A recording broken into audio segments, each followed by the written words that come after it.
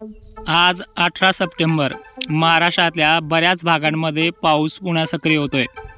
हा स्थानिक वातावरणाचा आणि धुळीचा पाऊस आहे, त्यामुळे ढगांची निर्मिती धुळीच्या धुरकट ढगांमध्ये दिसणार नाहीये।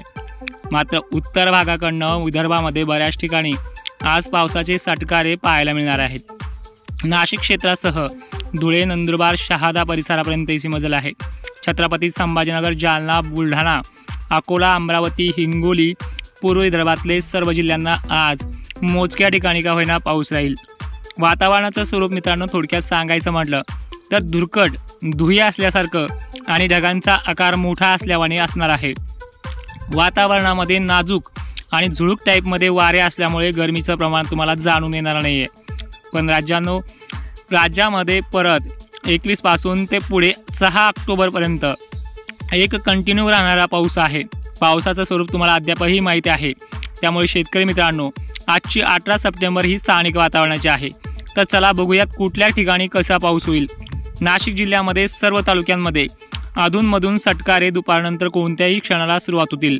छत्रपती संभाजीनगरमध्येही सर्व तालुक्यांना स्थानिक वातावरणाचा पाऊस मोजक्या भागांना पाहायला मिळेल। पण सोयाबीन काढत असलेल्या शेतकऱ्यांना विनंती असणार आहे की ज्या वेळेस तुमच्याकडे उत्तर भागाकडनं ढगांची गर्दी दिसायला सुरुवात होईल आणि त्याचं आगमन तुमच्या क्षेत्राकडे असायला दिसेल, तर अशा शेतकऱ्यांनी आपलं सोयाबीन झाकण्याच्या तयारीत ठेवायचं आहे, जी गोळा करून ठेवली आहे अशा पद्धतीचं। तर मित्रांनो 18 सप्टेंबर ही काही मोठ्या पावसाची नाही आहे, पण स्थानिक वातावरणाचा पाऊस 1-2 गावांनाच मोठा होतो याची तुम्हाला नोंद आहे किंवा तुम्हाला माहितीसुद्धा आहे। आजचं स्वरूप पाहायला गेलं तर धुरकट वातावरण आहे, ढगाळ वातावरणाची गर्दी देखील पाहायला मिळेल।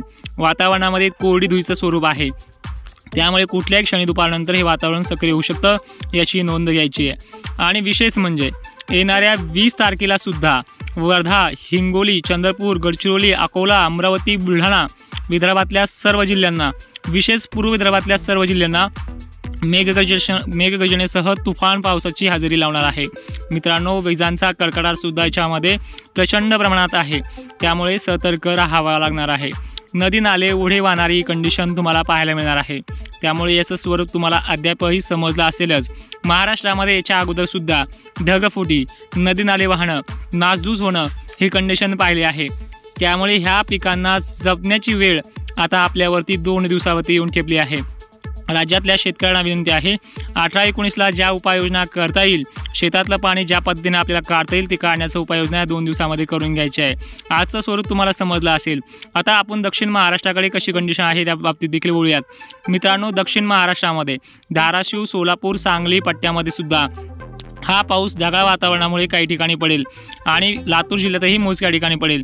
पण विदर्भ आणि पश्चिम महाराष्ट्रातल्या खानदेशातल्याही भागांना आज स्थानिक वातावरणाचा पाऊस आहे। आता वळूयात धरणाच्या बाबतीमध्ये किंवा पाण्याच्या पातळीमध्ये।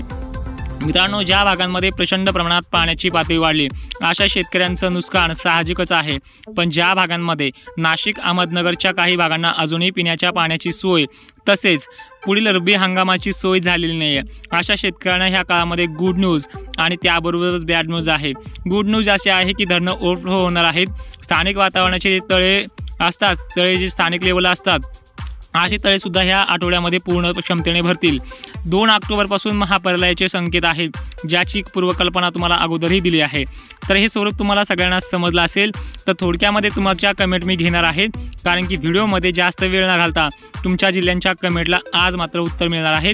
पण कमेंट करताना एक विनंती आहे, चॅनलला सबस्क्राईब करून कमेंट करायची आहे। दुसरी महत्त्वाची गोष्ट अशी आहे, ज्या शेतकऱ्यांना ज्या जिल्ह्याच्या शेतकऱ्यांना कमेंट दिल्यात उत्तरं दिली त्या कमेंट खाली आपलं जिल्हा बघून घ्यायचा आणि काय माहिती दिली हे पण वाचून घ्यायची आहे।